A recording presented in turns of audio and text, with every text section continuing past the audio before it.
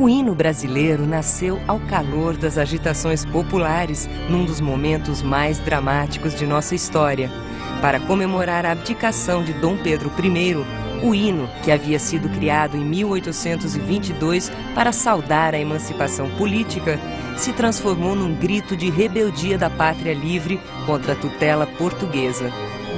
Durante quase um século, o hino nacional brasileiro foi executado sem ter, oficialmente, uma letra.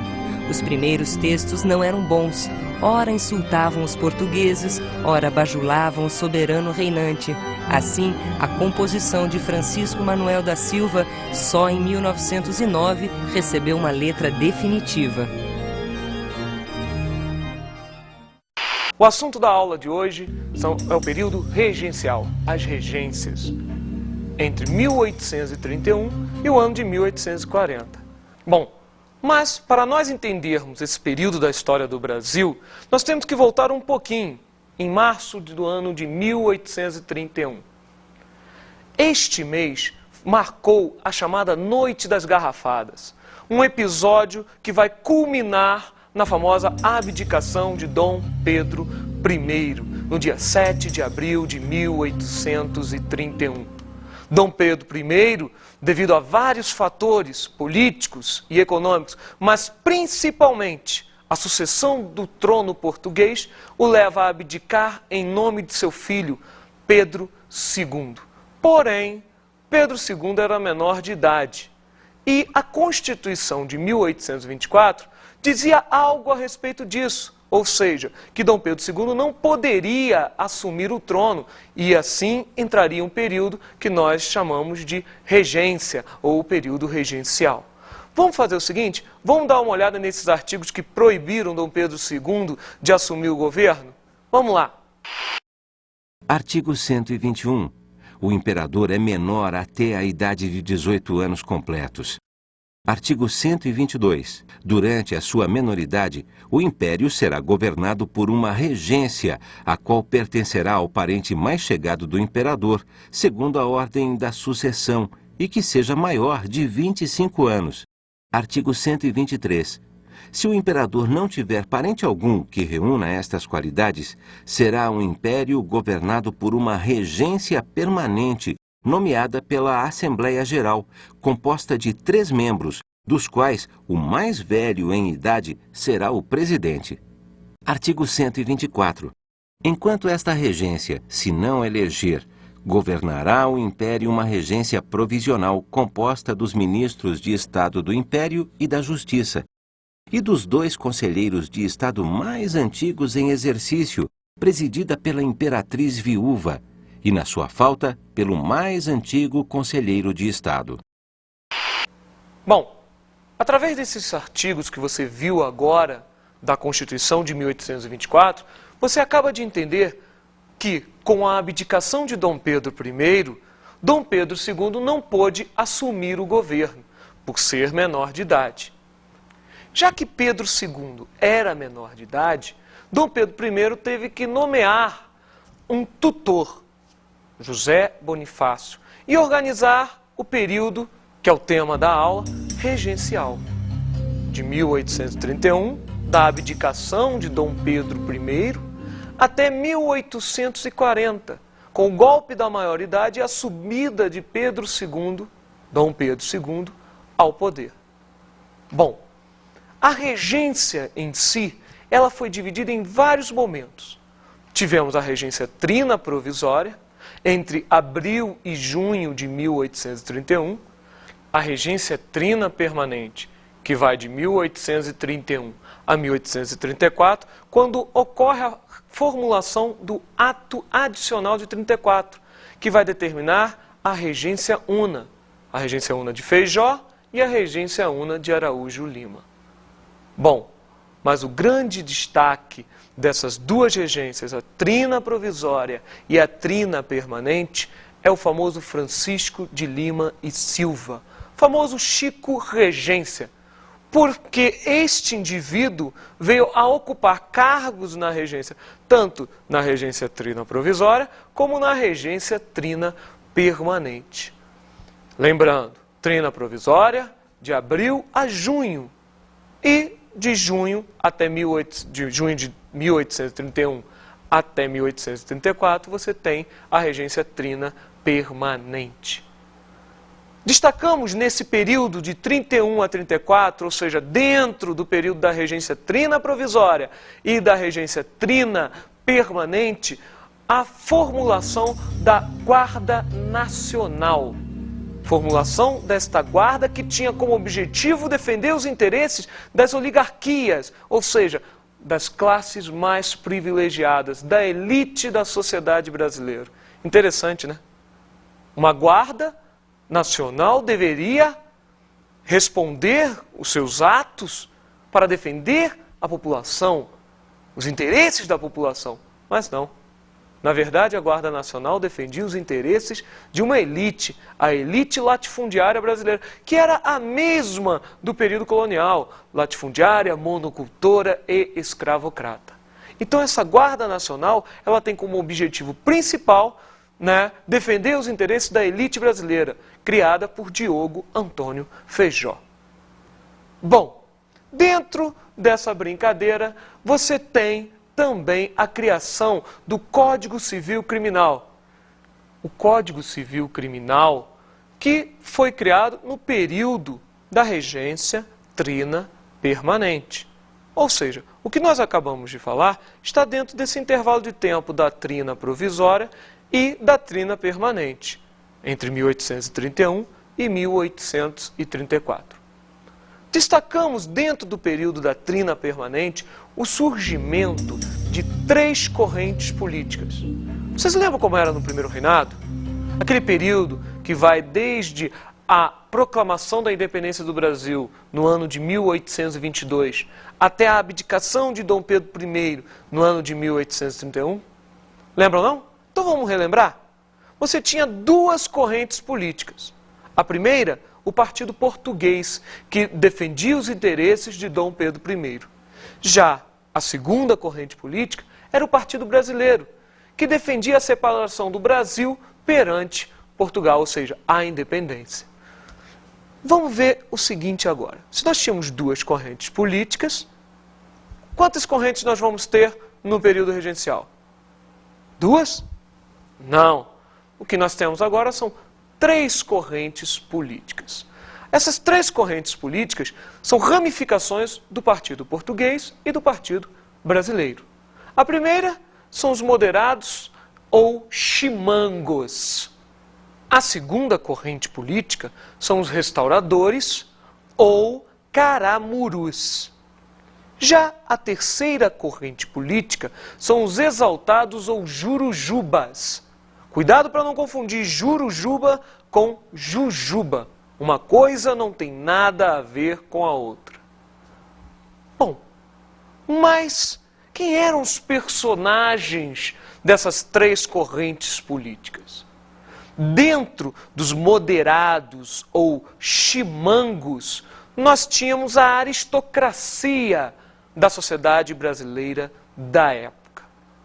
Já na outra corrente, os restauradores ou caramurus, nós tínhamos políticos conservadores que reivindicavam o retorno de Dom Pedro I ao poder.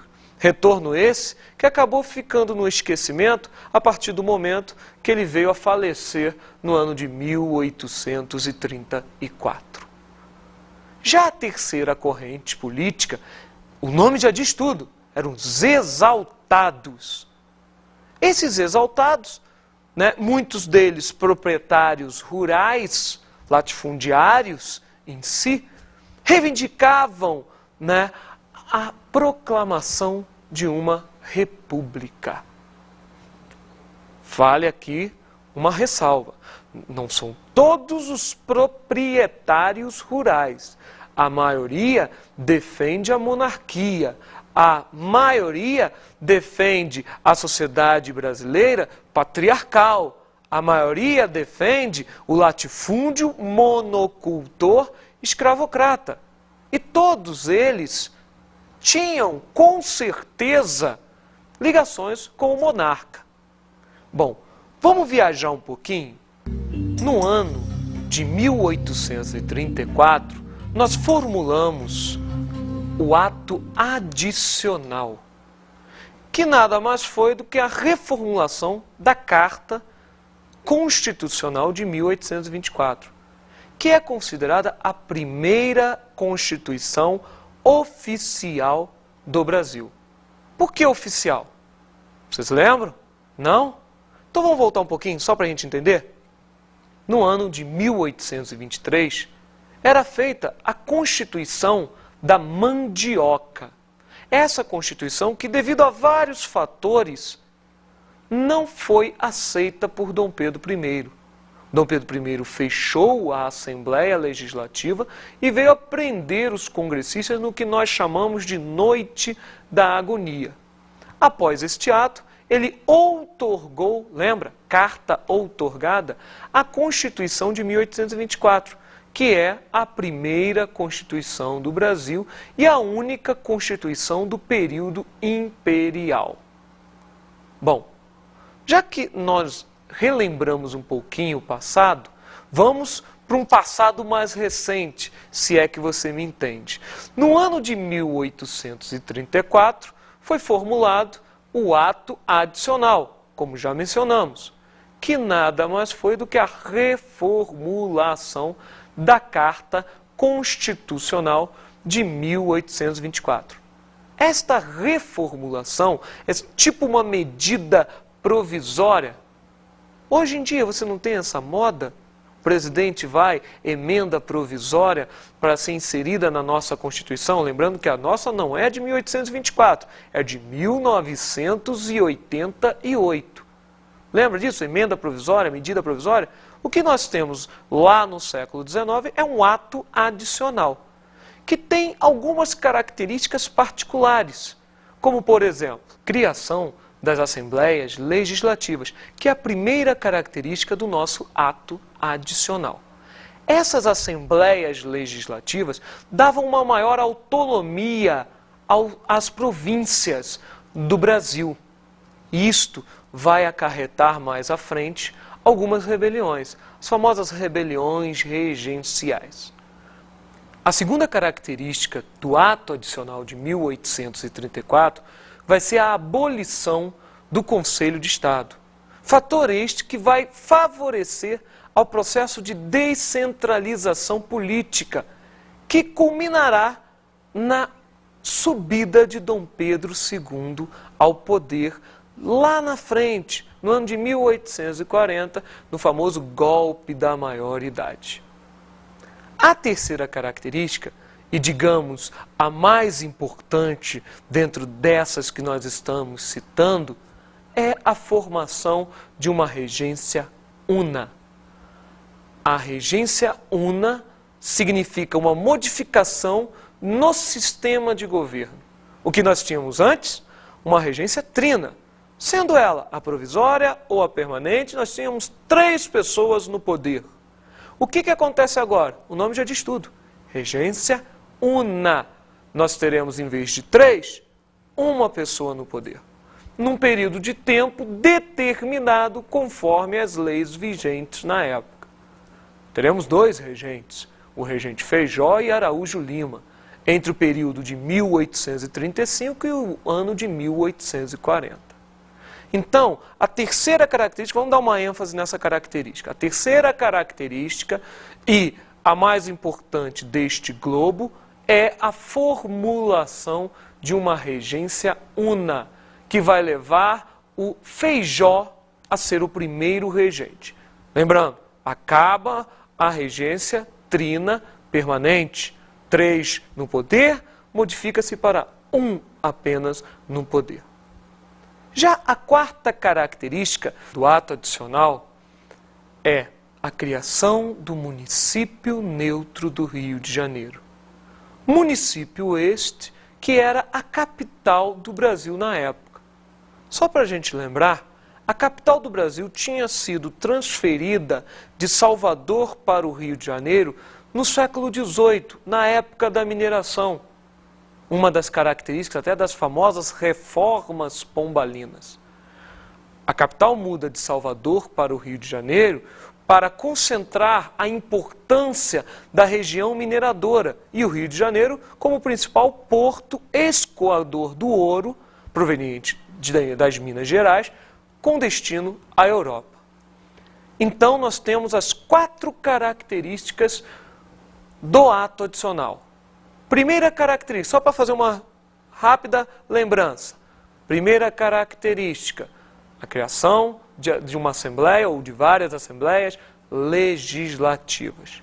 Segunda característica, a abolição do Conselho de Estado. Terceira característica, como nós falamos aqui, a mais importante, a criação de uma regência una entre os regentes, os dois, Feijó e Araújo Lima.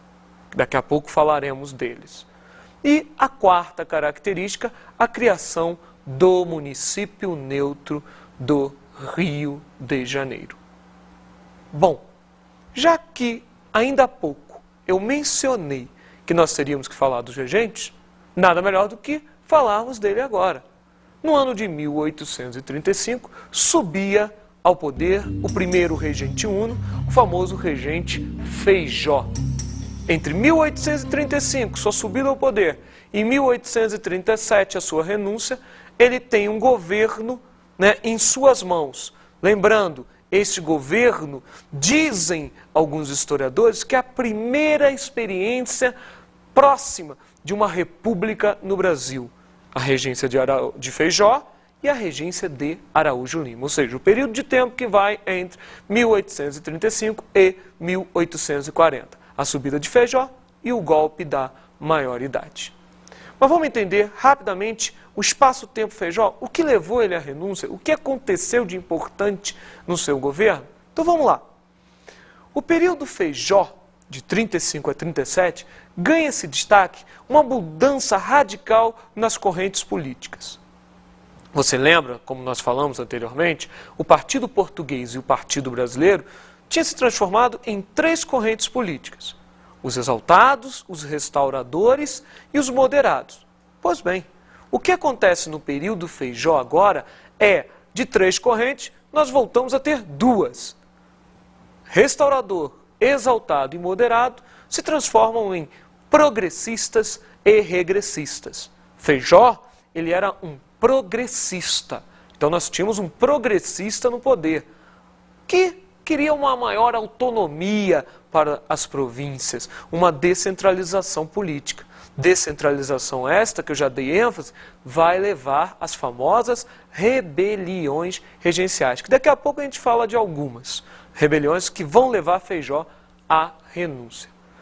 Esses 2 grupos políticos, essas 2 correntes políticas, regressista, progressista, se transformam nos 2 mais famosos partidos brasileiros no final do período regencial e no decorrer do segundo reinado.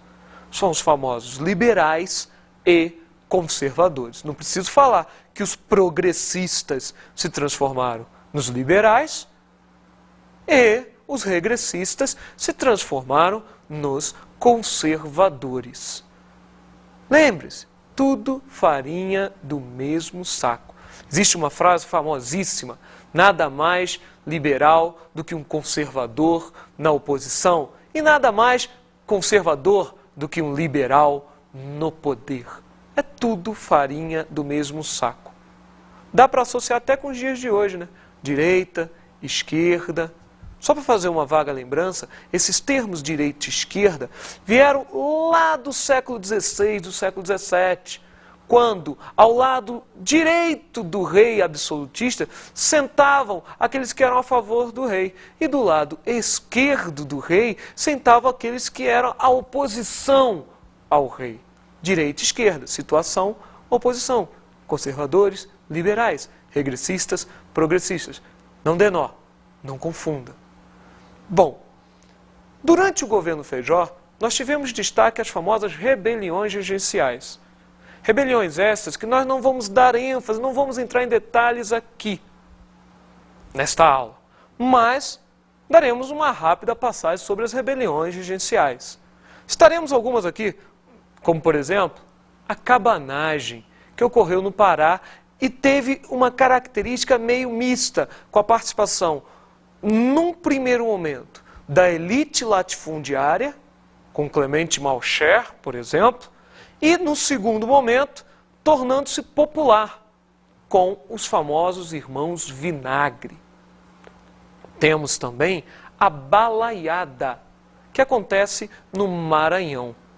Esta que tem como principal característica o caráter popular. Dentre todas, é a mais popular de todas, com a participação de ex-escravos e até mesmo de escravos dentro desse contexto de rebelião. Outra rebelião regencial é a Sabinada, feita pela classe média na região da Bahia. Classe média esta organizada por Francisco Sabino, um dos seus líderes.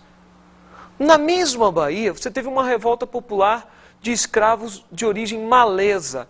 Era a famosa Revolta dos Maleses, ou Revolta do Malês, como ficou conhecida na Bahia. Não deu muito certo, é óbvio. Mas a mais famosa de todas as rebeliões regenciais, que teve uma maior duração, 10 anos, entre o ano de 1835 e o ano de 1845, ficou famosa até nas telas e nos livros, a famosa Casa das Sete Mulheres. Quem não lembra de Giuseppe Garibaldi, vulgo Tiago Lacerda?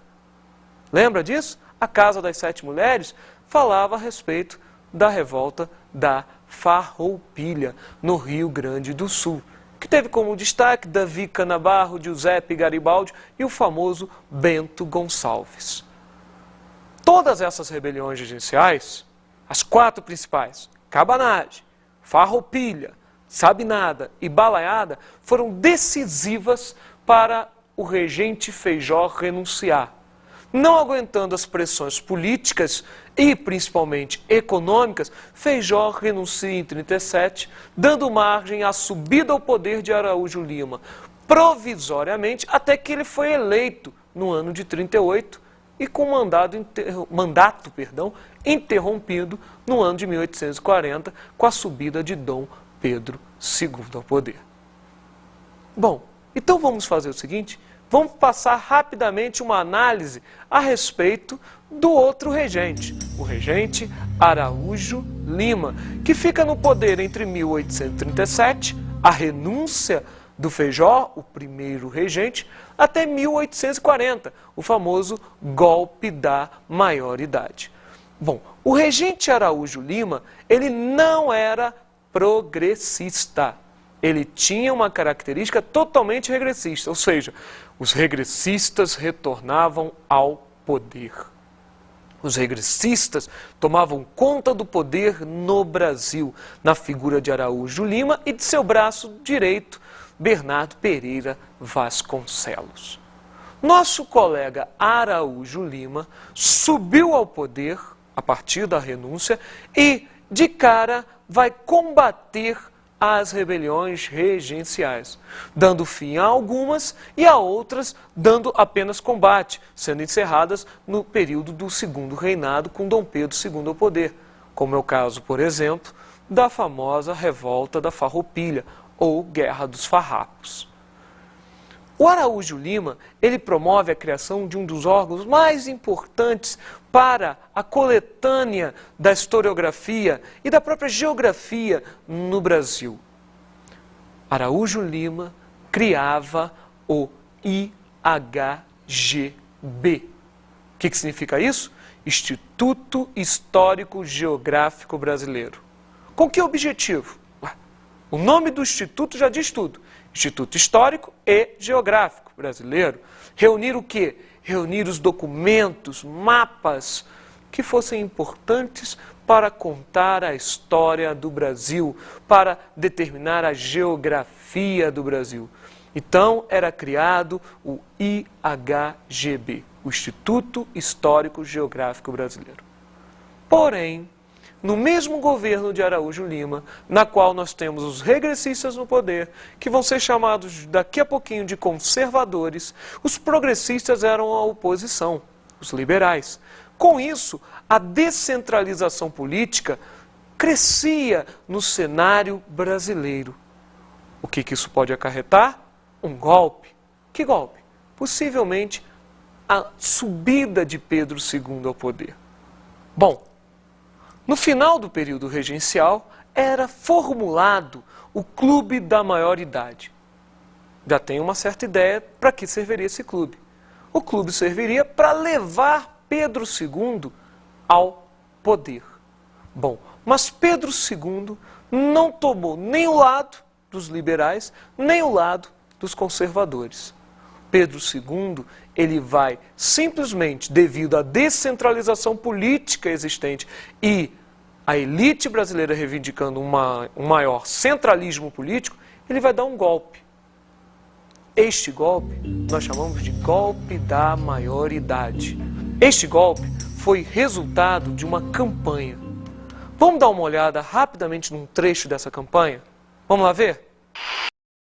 A campanha pela maioridade ganhou a Câmara, o Senado e as praças.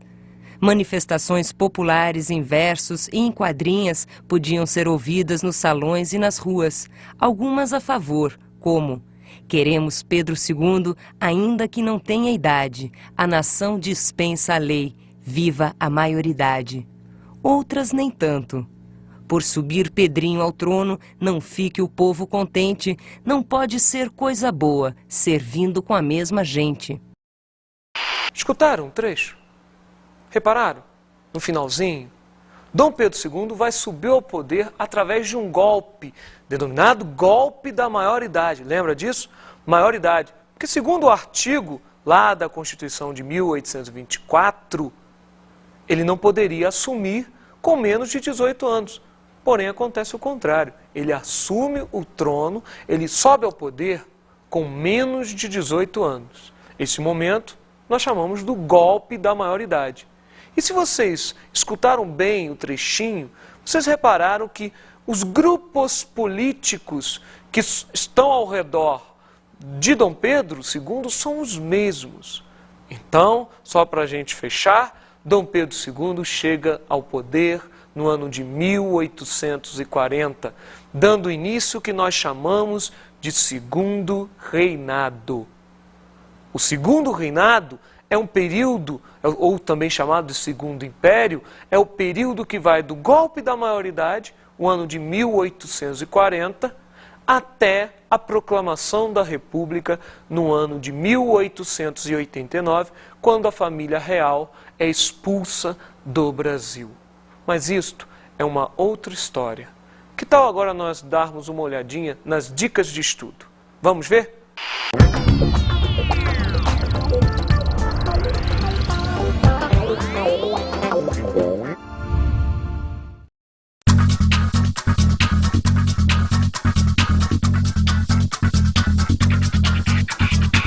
A nossa dica de estudo hoje é a mesma, dividida em duas partes. Primeiro, leiam o livro A Casa das Sete Mulheres, da autora Letícia Wiercowski, da editora Record. E a outra parte é assistir a minissérie A Casa das Sete Mulheres, para você vivenciar um pouco o que foi este período entre 1835 e 45, pois A Casa das Sete Mulheres fala a respeito da revolta da Farroupilha. Tá legal? Muito bom? Então um grande abraço e até a próxima.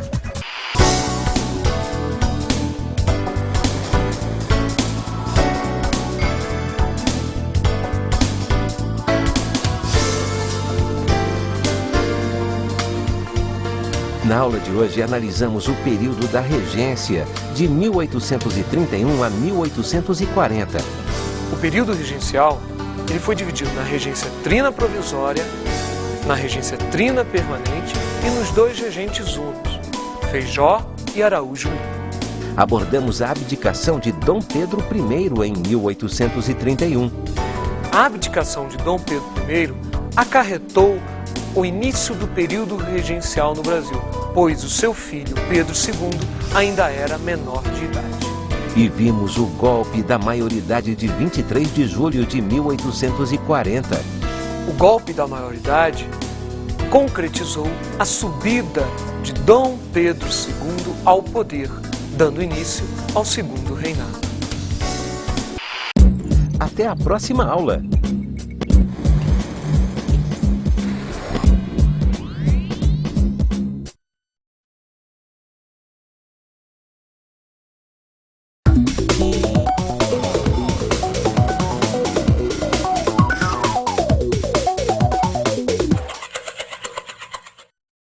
Olá, professor. Tudo bom? A dica de hoje é bem simples. Dê uma ênfase no processo de abdicação de Dom Pedro I, na questão do ato adicional, fazendo até uma pequena comparação com medidas provisórias tomadas pelos nossos presidentes, e no golpe da maioridade, que levou Dom Pedro II ao poder. Tá legal? Com isso, é só. Tchau.